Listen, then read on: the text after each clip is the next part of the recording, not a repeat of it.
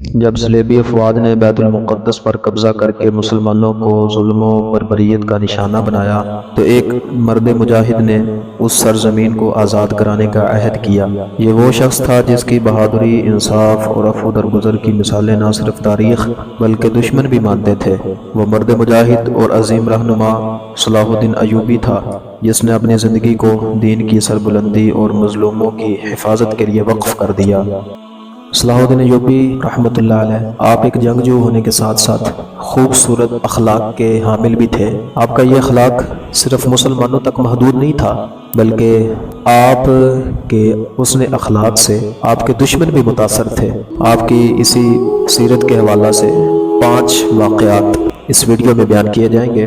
اس video کو آخر تک دیکھیے گا تاکہ صلاح الدین ایوبی رحمۃ اللہ علیہ کی سیرت سے کچھ نہ کچھ واقفیت حاصل ہو سکے۔ دشمن کے ساتھ رحم اور شفقت کا مظاہرہ۔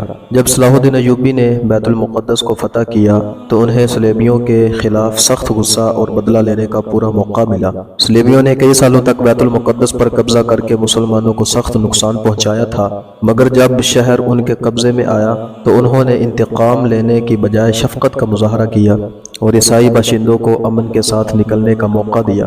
صلیبی رہنما رچرڈ شیردل بھی ان کے اس رحم اور شرافت کا معترف ہوا۔ اس واقعے سے ہمیں یہ سبق ملتا ہے کہ حقیقی اسلامی حکمران اپنے دشمنوں کے ساتھ بھی عدل اور رحم سے پیش آتے ہیں۔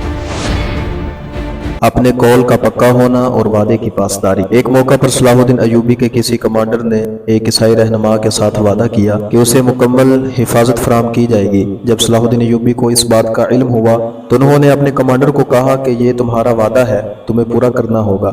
اس طرح اس عیسائی رہنما کو صحیح سلامت واپس جانے دیا گیا۔ ان کا یہ رویہ ہمیں یہ سکھاتا ہے کہ اسلام میں وعدے کی بہت اہمیت ہے اور اسے پورا کرنا چاہیے چاہے دشمن ہی کیوں نہ ہو۔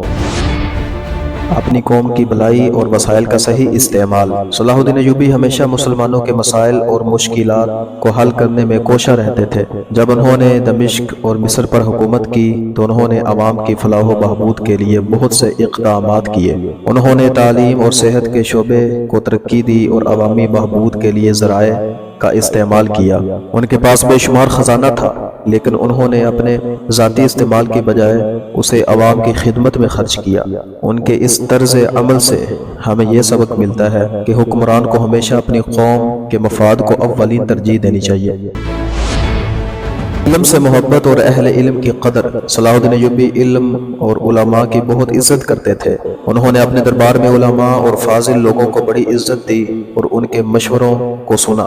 انہوں نے نہ صرف اپنے دربار میں علم کو فروغ دیا بلکہ مدرسے اور کتب خانے بھی بنوائے تاکہ عام لوگ بھی علم سے بہرہ مند ہو سکے۔ ان کے اس عمل سے ہمیں یہ سبق ملتا ہے کہ علم ایک عظیم طاقت ہے اور اسے فروغ دینا اور اہل علم کی عزت کرنا اسلامی روایات کا حصہ ہے۔